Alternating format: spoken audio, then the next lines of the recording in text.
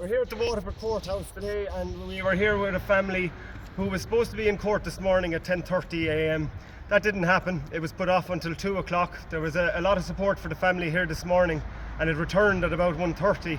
I'd like to thank John Walsh here, independent candidate running with the Irish people here in Waterford. I myself, for the people that don't know, is Aaron Joyce, and I'm an independent candidate running in Dungarvan in the local election. We're aware of a number of families across the county that are facing difficulties with Pepper Finance. Pepper Finance have, to my knowledge, over 60 cases, 60 homes, 60 families being affected by what we see is brutal behaviour. Brutal behaviour that's just can't be tolerated here. Mortgages, interest rates, tracker mortgages changing. There has to be illegal activity here that has to be investigated. And today there was a large number of people giving great support to a family who challenged that in Waterford Courthouse today. And I'd like to believe they had a great outcome from that. And I suppose the biggest thing that I could say is that the fight from the gentleman and the stance that he took for his family, I think so many people have to stand up to what is actually happening. And when people stand up and fight back, they can show that the people really have the power. We see so much of this happening every day of the week across the county, and we need people to stand up. Today in the court we witnessed so many things, and we can talk about it, but I'd like John to come in for a minute. And I suppose again, John, thanks you very much indeed for yourself and of course your supporters for coming today. But your own thoughts on what you witnessed in the court today for the family involved. Well, I mean, the stress that's put on the families was very clear from this poor man and his daughters.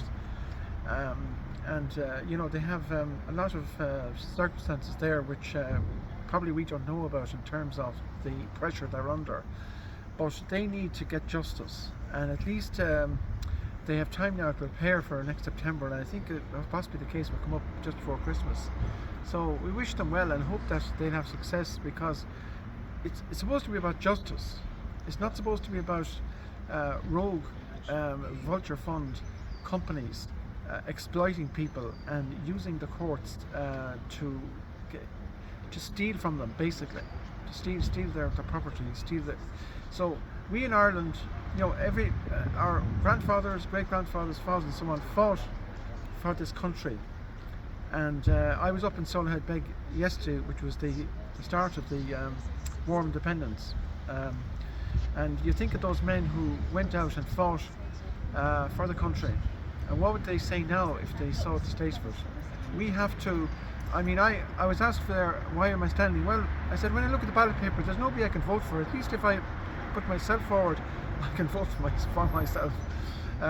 So this election, these local elections, I think, and the European elections is going to see a big change. And there's no point being a hurler in the ditch anymore.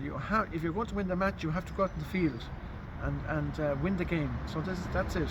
Okay, yeah, absolutely. And John, you mentioned the daughters and the family there, for the family involved, and that to see the emotion, to see the effects that this is having on not only the individual involved but the people around them. This is going on in only 60 cases we're aware of across the county. How many of these cases are going on across the country? Oh yeah. How many families are being affected by this every day of the week across this country? Yes.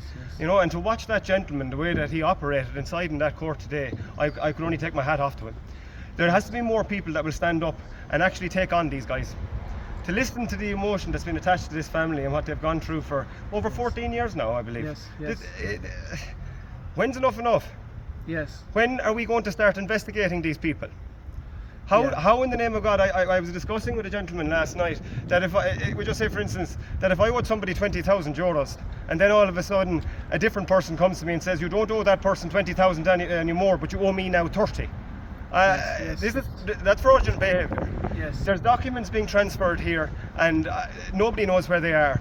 I witnessed a separate case, as so did you, John, inside there, where a gentleman was trying to get an understanding as to where I believe his deeds were, or who had them. Then they could be handed to a solicitor, but they wouldn't be handed to him.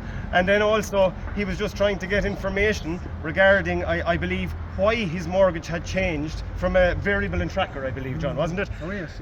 This is going on, as we witnessed in a couple of cases here today. And again, as I reiterate, how many of those cases are going on across the country? Oh yeah. You know, Yes, but yes. fantastic turnout. I take my hat off to the family, and I absolutely, Jesus, I must say, the gentleman taking the standpoint he did, man of Ireland, man of love, man of passion, and I wish the family the very, very best of luck.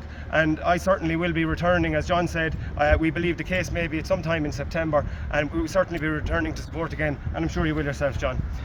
Yeah, well, what we see there is the return of the landlord system in the 19th century that evicted people from their houses, and people fought 30 years to overthrow the landlord system, and eventually with the Wyndham Land Act and the Balfour Act in the early part of the 20th century, that was achieved. People got ownership of their own property, and I mean, they had to pay land annuities for 30 years afterwards, even on that, but I mean, the smallholder, the ordinary guy, was able to claim his own property, and we don't want a return to, I said, a new landlord system again. Absolutely not. Yeah. John, thanks very much indeed, and to Yeah. everyone who came to support the family both this morning and this evening. Look, Gurmila Mahagut and Sloan for now from Waterford Courthouse. Gurmila Mahagut. Oh.